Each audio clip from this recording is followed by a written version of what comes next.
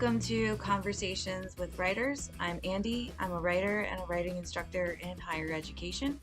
And this is an educational YouTube series intended to catalog writing strategies and philosophies through conversation with other writers.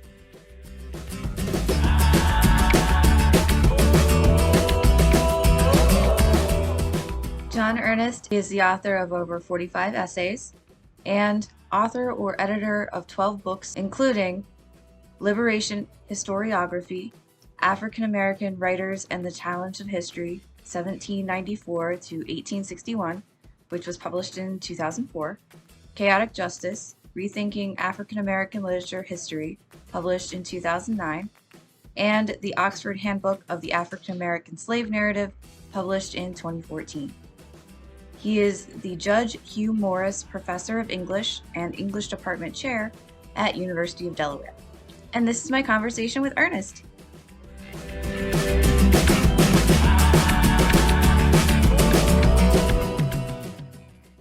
Hi. Hi there. How are you? I'm all right. How are you doing? Hanging in there. So, what are you working on now and what motivated the project? I'm working on a few different projects right now. I am editing a book for Cambridge University Press called Race in American Literature. It's a collection of essays by other people. I'm just serving as the editor and put the volume together. I'm editing a series of books, co-editing a series of books with Stephanie Lee for Cambridge, also on race in U.S. literature and culture.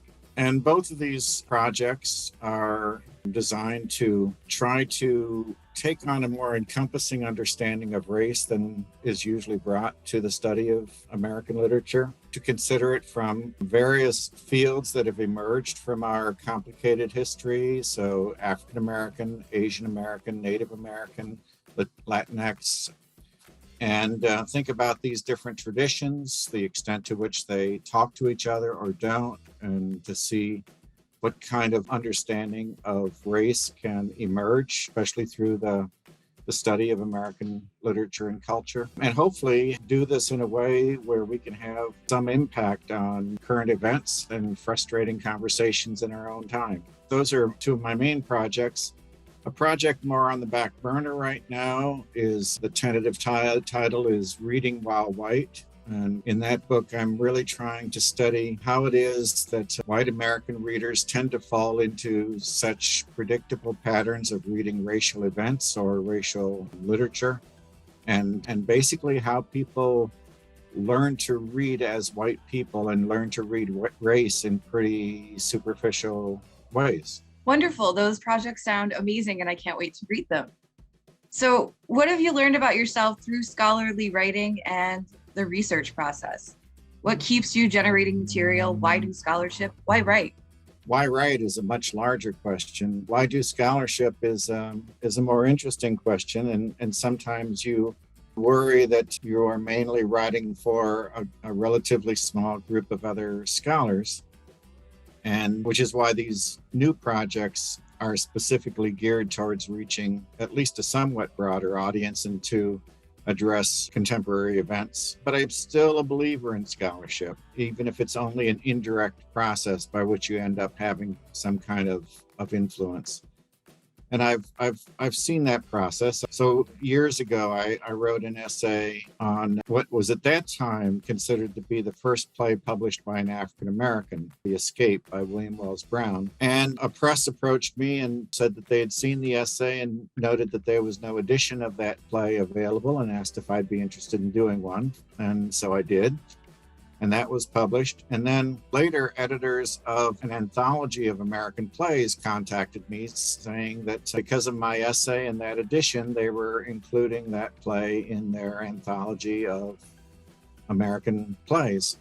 And it gave me a sense of how just following your own interest can actually lead then to changing what other people might encounter, changing what people think of as literary traditions, changing perhaps, influencing how other people think, and those are appealing. I'm also, though, drawn to scholarship because it's the one place where I feel like I'm allowed to think and speak directly without having to apologize for complexity, apologize for working on things that very few people know about, or maybe even few people care about, but following my own convictions, following my own passions, and really exploring ideas, exploring history, exploring culture, thinking about how culture works, thinking about how race works. So just the opportunity to explore those things and the hope that in your own explorations you might be influencing others, that's pretty appealing.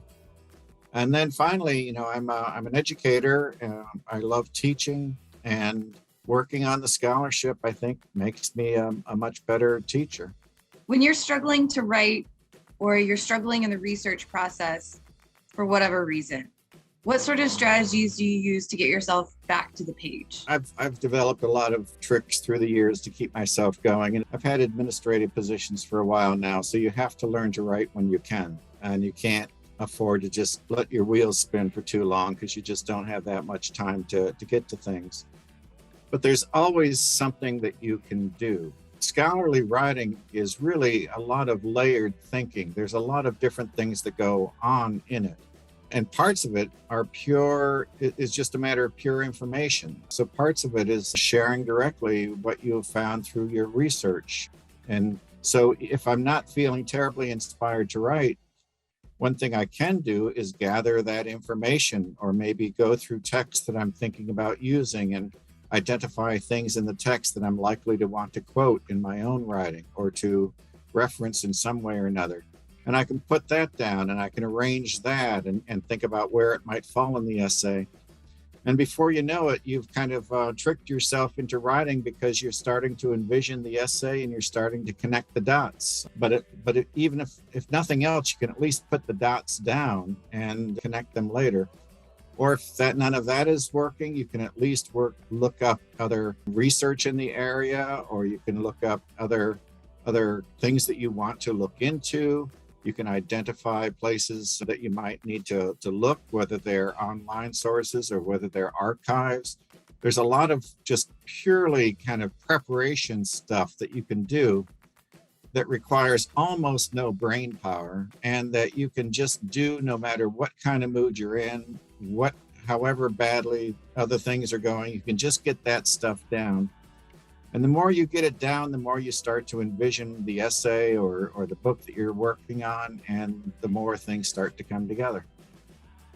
What's your favorite part of the writing process or the research process, and why? Well, the research process, my favorite part is looking for surprises. So I'm fond of telling my graduate students that the book you're looking for is probably right next to the book you thought you were looking for. And often what I've found is just by playing around, just by following certain paths, just following my interests, I'll end up finding something that really changes how I'm thinking about something, or sometimes just a really interesting thing that you want to explore that sometimes takes your essay or whatever in a completely different direction. So I love those kinds of finds. I love sort of creative research. I love playful research, and I could just lose myself in the stacks and just opening up books at random and seeing what I can find. The writing process, I actually like most of it. I feel especially comfortable with revision. So I think one of my strengths is that I'm willing to write almost anything in a first draft. I just don't worry about it because I know that I'm good at revision. And if I can just get it down, get something down, I'll have something to work with later. And I'm really good at that. So I'm comfortable doing that. And I trust that process. So now that we're talking about revision, what are some of your favorite revision strategies or strategies that you find most useful for revising your own work? And what sort of problems or challenges do these strategies help you solve? Well, one thing with revision, and I'm really mainly talking about scholarship here. So in scholarship, you will submit something, and often the journal or whatever that you're submitting to will send it back and saying revise and resubmit. Which means they're interested in it, but they're not ready to accept it yet. that can be a difficult thing for a lot of people, and it was difficult for me early on. But one thing I learned was that younger scholars will likely take that kind of thing and almost start to rewrite the essay, and that's almost always a mistake. Usually, what you need are much lighter edits, much lighter revisions, and really, it's not so much a matter of trying to give other people what they want. Sometimes it's a matter of reading those comments and asking yourself, what did I do that made them misunderstand what I was trying to do? What did I do that made them misread some part of my essay? And if you start focusing in on that, then you're doing much more strategic revision where you were thinking about the argument you were trying to make and you're trying to be much more persuasive. And it's very satisfying when you end up writing the essay you really wanted to write, and those who were skeptical accepted in the end. And that's just a matter of strategic revision, figuring out what is it that threw them off. Beyond that, though, for revision, I would say I always go back to the basics. One thing that I'll always check for example, is the overall structure of the essay and how I'm using topic sentences. The stuff you teach to undergrads, we forget to apply to ourselves. So many years ago, for my second book, I started drafting a couple of chapters one year, and then for various reasons got interrupted for quite some time. And then finally, I think had a sabbatical or something that allowed me to just dive in and pay attention to the book again. Well, I thought I was in pretty good shape because I had drafted, I think, maybe 2 chapters. And I thought, well, with 2 chapters behind me, I might be able to draft the entire book over the course of this sabbatical. So I went back once the sabbatical began and read those 2 chapters, and they were just absolute crap. I mean, there was not anything in them that looked like it was going to be any kind of an argument. So what I did, though, was I went through and I isolated all of the topic sentences, and I actually kind of cut and pasted them so I could just read them alone. And I realized that most of them were not topic sentences at all. Most of them were not in any way announcing the purpose of the paragraph, were not making a transition from a previous paragraph. They just weren't doing their job. And also, just looking at the topic sentences, I could tell that they were kind of out of order. There was no logical sequence there.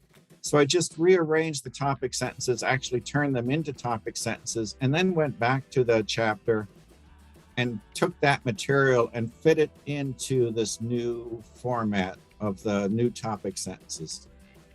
And they ended up being 2 very strong chapters. And without me like rewriting the chapters, it was just a matter of re-envisioning the chapters. And then once you get it to that point, whatever new writing you need to do comes easily because you're envisioning finally what it is you were trying to get at. So always going back to the basics has always worked well for me. Reverse outlining is one of my favorite strategies too.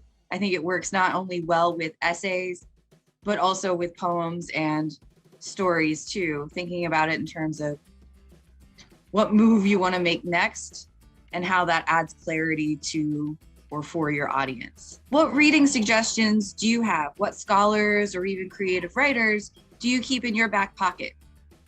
Yeah, that's a good question. And I'm not sure I have any kind of simple answer. There are some scholars that I admire. Francis Smith Foster, for example, a very important scholar in African American literature, who always believed that, and believes still, that scholarship should be accessible. Scholarship should speak clearly and to a broad audience and not just to a highly specialized audience of people deeply involved in theory, for example. I like going back to her work, and I think it always kind of helps me reground myself. I might turn to William Andrews, another scholar of African American literature, who is just a very careful scholar and a very thoughtful, but also deeply knowledgeable. So he's likely to be dealing with a number of texts and a lot of history, and is just very, very good at piecing things together. So I'm likely to go back to them. I am probably never all that far removed from the poet William Bronk, a white poet from upstate New York that I got to know when he was still living, and just one of those poets who seems to be writing the poems that you wish you could have written yourself, and but just poems of remarkable clarity and wisdom. So I will go back to that regularly. And then there are writers like the 19th century African American writer William Wells Brown, or Frederick Douglass, or Francis Harper. And those are some of the writers that I think I began with in my career, began by trying to figure out, and going back to them is always instructive. Thank you for making time to hang out with me. I've learned so much, and I really appreciate that you agreed to be involved in my series. Well, I'm glad you're doing this. It seems like a valuable series.